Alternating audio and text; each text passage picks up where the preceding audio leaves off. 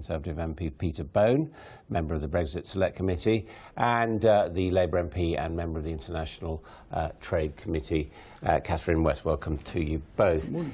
What do you think? I mean, does the Cabinet need to stay balanced to make sure that people who agree with your views are well represented? I noticed you asked Ben, as a Remainer, whether he was going to go into government. You haven't asked me whether I've had to call this morning. Not yet, right, but my phone is off at the moment. No, I think you want the best person to do the job. And the truth of the matter is everyone in the Cabinet is committed to Brexit, otherwise they wouldn't be in the Cabinet in the first place. So you wouldn't mind if, I don't know, Ken Clarke, for example? No, wouldn't mind. He would then have to sign up to coming out of the European Union, which wouldn't be a bad thing. Do you think that this is influencing the choice of ministers too much, this whole question of where they stand balancing the party?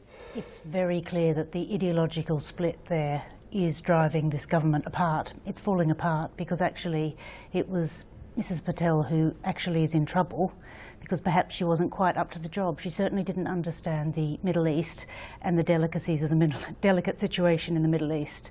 And that's a good example of where perhaps somebody was put in due to their kind of position, when actually what they should have been in there was for their ability and their background in foreign affairs. The foreign affairs part of the government is falling apart. The Brexit negotiations are not going well. We've got Mr Fallon, who had to leave due to the sex pest scandal. We've got so we've got a completely new defence person in, with a defence spending which has got lots of questions to be asked about it. And now we've got Mr Johnson, who's basically put his foot in at big time and could have endangered somebody's life as a result. So do you think, you know, looking at the other way, that Patel owed her position in the first place to where she stood on No, I disagree with Brexit? that entirely. And I think, I mean, I'm no great fan of that department. In fact, I would reduce it. Well, nor was she. And that is why I thought that's why I thought she did quite a good job. And she was certainly making our overseas aid money more focused on developing trading countries, which I think is a good thing. And because one of the advantages coming out of the EU is we will be, at long last, be able to allow developing countries to trade with us, not blocked by the protectionist regime of the European superstate. Do you detect in the way she's gone that the Foreign Office was trying to undermine her and leaking against her? I sit here and think, well, the Secretary of State resigned because she thought she'd done something wrong. Machiavellian theories, that doesn't happen in Parliament. The question is how we knew what she'd been up to. You know, was she leaked against? Well, that's a very good question, because it always seems so strange that these sort of things happen, you know, in August allegedly, and then suddenly at a particular moment in time, in November, yes, they appear when perhaps the government is having other problems. So you do wonder how these stories get leaked, but you probably know more about that than I do. I mean, Labour appears to think, Tom Watson at least appears to think something pretty underhand's gone on. Well, I find it extremely strange that the boss does not know what is going on. On the 24th of October, Mrs Patel had 12 meetings. It's not just a cup of tea with a few other members of Parliament while you're on a personal family holidays. 12 meetings, that suggests a high level of organisation, and yet Number 10 didn't seem to know, which seems to me to be extremely strange. That was the reason she resigned, because they didn't know. But why doesn't Number 10 know? They should be in charge. Well, if you do something in secret, and will your boss know?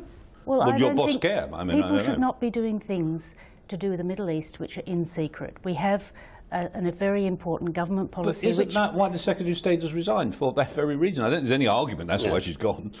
I mean, there are conventions which MPs follow informing each other when they visit each other's constituencies, and likewise ministers would tend to inform the Foreign Office when they visit foreign countries. Yeah, I would do that if I was going abroad, yeah. Exactly. Yeah. What people out there who are watching this show want to know is that the government is in charge, and at the moment the government does not look like it's in charge. It's falling apart, losing two senior ministers in 1 week. I mean, this is just a shambles. Isn't it? Yes.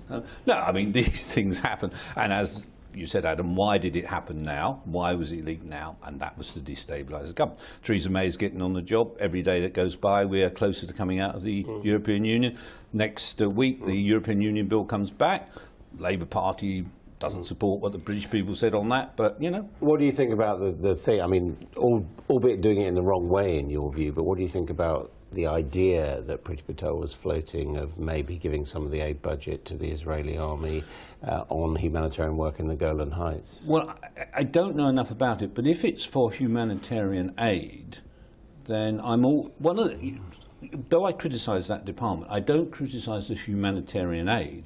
I think we should give humanitarian aid wherever it's needed. So I don't know enough about that, but if it was to help save lives, that must be a good thing. What do you think? Well, I find it extremely strange that somebody who is senior in the government would allow themselves to be put into a position where they didn't have any officers about them to give them proper advice and allow themselves to be lobbied at that high level in that sensitive way. It just seems to me not to be the right judgment. And I think the other question on judgment is how long has Mr Johnson got? Because the North London family, the Nazanin Zaghari Ratcliffe, that case is extremely sensitive as well. And if Mr Johnson really dodged a bullet yesterday, because if Mrs Patel hadn't been in the news, then he would have, because I think he's got serious questions to ask and he should be considering his own position because he's put somebody's life at risk. I mean, it should be said the family have not called for him to resign, the husband of her. I mean, do you think he's got off the hook lightly because we've all been distracted by the Priti Patel affair? No, because I think I'm right in saying he came to the House of Commons and answered an urgent question on it. Didn't apologise or correct what he'd said. Well, he came back and explained the situation. So I don't think that's hiding and I personally, I see absolutely no reason for the Foreign Secretary to be fired. I just don't think this is something that is a firing matter or a resigning matter. On top of what he said about dead bodies in Libya, on top of the other mistakes which he has made, on top of writing a 4,000-word article in a newspaper without telling his boss. I mean, if that happened in a normal workplace... Oh, hang on a minute, hang on. Would just be you can't outrageous. pretend that writing a 4,000-word article, which broadly, or almost entirely supported government policy, was somehow a bad thing to do. You can't... I mean, to suggest you write a newspaper article and you have to resign, that's absurd. That does bring us back to our early question, is Boris Johnson there not because he's a good Foreign Secretary, but because he's a flag carrier for Brexit? Well, I think he's entirely there because he's a good Foreign Secretary. I do think the Prime Minister puts people in the posts that they think that they're best for. And he's a big hitter, isn't he?